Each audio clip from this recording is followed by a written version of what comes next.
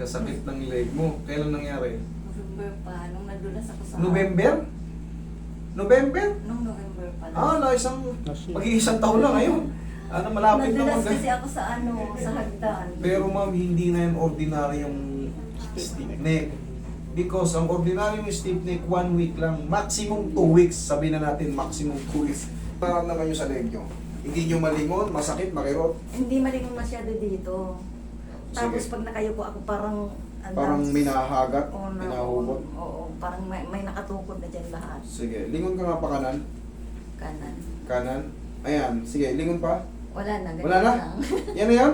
Opo. Kabila. Ganyan lang. Ganyan lang din. Okay. Bagay, isang taon na to. Ilang taon na si Mother Earth ngayon? Oh, pa 67 ako ngayong December 25. Nadulas kayo, anong tumama sa inyo nun? Nung Ang nadulas tumama kayo? sa akin, itong ribs Yung likod mo, ko. yung Oo, ribs. Parang tumama dun Mami, sa ano. luwagan mo saglit konti. Tumama dun sa ano ng hagdan. Hmm. Kala ko nga, lumubog yung ribs ko. Literal na matiisin ng mga Pilipino. Kumbaga, ang haba na ng panahon, no? Ilang buwan. Dapat kahit pa paano, 2 linggo, consistent na masakit yung leg nyo. Curious na kayo, ba't to? Ano nangyari sa leg ko? Ba't naglalak? Parang palagi na lang ako may stiff Oo, neck. parang naglalak. Parang feeling ko, hindi ko naman magawa yung dating pagyuko ko. Dapat man lang, curious kayo. Kasi ang dami ko nang naranasan naranasan ko yung parang magkaroon ng sciatica, yung naman, hindi mo alam kung masakit o manhid yung dito banda. Kaya nga nakakapagtaka nga Ang dami nyo nang dinanas, hanggang pa kayo nagpa-check up. Tiis-tiis na, gumaling na sa tagal ng panahon. Relax na nga. Kumula naman. Aw. Sakit.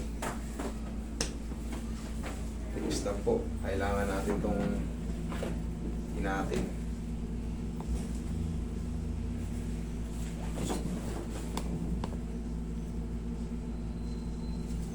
Pag hindi natin ginawa ito, wala mangyayari.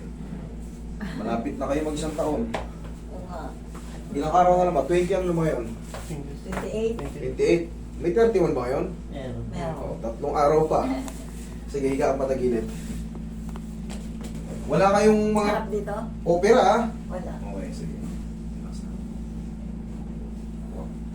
Kabilang side. Tapos, obserbahan nyo ng mga ano yan, mami. Obserbahan nyo ng mga 1 to 2 weeks.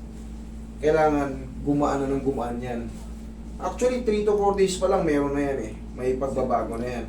Pero bigyan kita ng allowance kasi wala, hindi ka nagpapa-check up eh. Matagal na eh.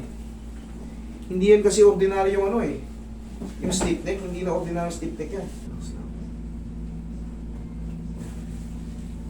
Isin nyo lang, mami. Konting lang yan. Ngayon pa lang ata kayo nagpa-treatment sa haba ng panahon talaga, no? Oo nga.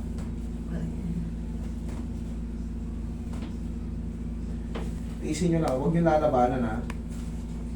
Kaya ko kontrolin yan, basta huwag nyo lang lalabanan. Huwag nyo lalabanan, ako nang bahala. Isin nyo lang, relax lang. Ay ko. Isin nyo lang, relax lang. Yan. Diyan lang. Yan. Yan ang eksaktong gagawin ha. Huwag niyong kukontrahin kasi nandito yung mismong problem eh. Ito yung tinatawag na spine traction. Pero safe to, basta huwag nyo lang lalabanan. Okay, inhale. Exhale. Thank you. Diyan ka lang. Huwag kang tatayo. Diyan ka lang. Okay lang yun. Pero yan ay safe. Maniwala kayo, magtiwala lang kayo sa mga kagaya kong naggaganto. Alam namin ang ginagawa namin. Basta huwag nyo lang kukontrahin. Basta sa mga traction, ibigay nyo lang. Huwag kayong magdodouble. Magbabago yung hatak. Uulit. Hindi tayo pwede mag-ulit ng ganyan kasi maaari kayo maputulan ng mga tissue rito. Magko-collapse kayo. Okay po kayo. Kasi lang din naghihimas-himas yun. Kaya nga eh. Mami, kahit pa paano, syempre, dapat maging curious din kayo. Katawan nyo to eh. Baka mamaya, bigla na lang kayo maging robot, yung parang paa na lang lumilingon. Para maagapan. Kasi bibigyan kayo ng mga gamot dito eh. Mga vitamins sa bones, kung nagkakaroon ng mga malalaking spar o mga osteophytes, para malaman. Kahit x-ray lang. Para mas mura lang. Kasi pag MRI, eh medyo mapapalaban kayo.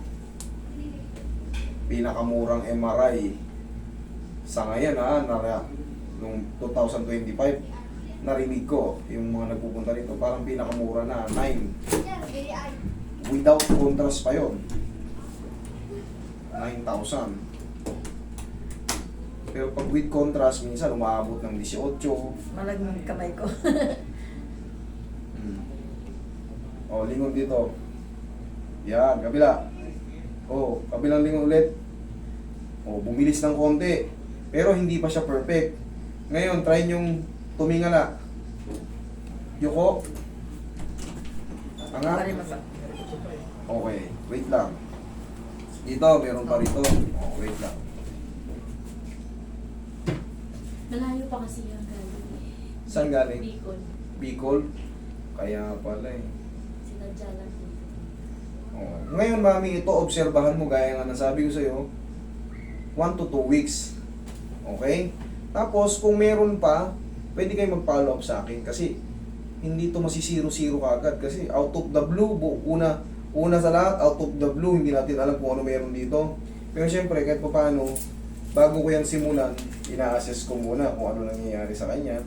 Depende yan kung gaano kalakas yung impact na ano. Hindi ko yan pakikialaman basta kung may mga disgrasya sa motor, semplang sa bike, naupog yung ulo.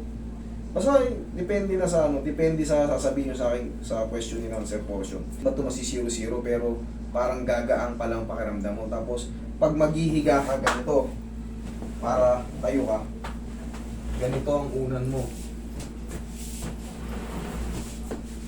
Sige, higa ka rito. Ganito ang tamang pag-uunan. Higa ka rito, mami.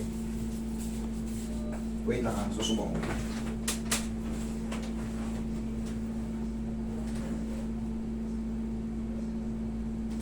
Yeah.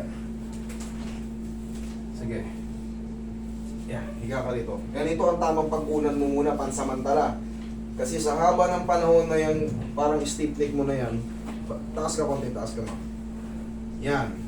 Ganyan ang tamang pag-unan. Pwersado yung leg mo, masakit hindi.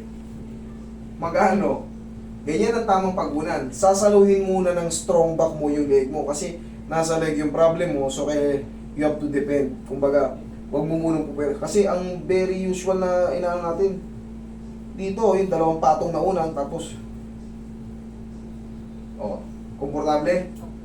Yan ang tama, komportable.